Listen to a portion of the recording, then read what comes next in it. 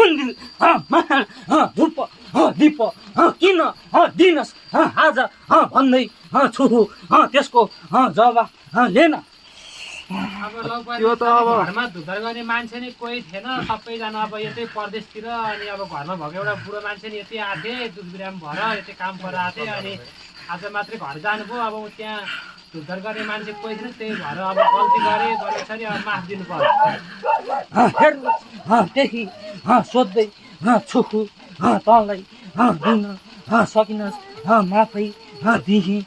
हेर बाबु भोलि बिहान जुरुक उठी हेर हात मुख धोही मेरो मन्दिर सामु बलकर माग्न सक्छस् सक्दैनस् भनी ले त परमेश्वरले अब आज दिएन न। अब म आज घर जानुभयो। अब फोन गरेर भनिदियो भोलि बिहान मन्दिर गएर अब माथि माग बिहानै गएर माथि माग्नु पानी चढाउनु भनेर भनिदियो परमेश्वरले।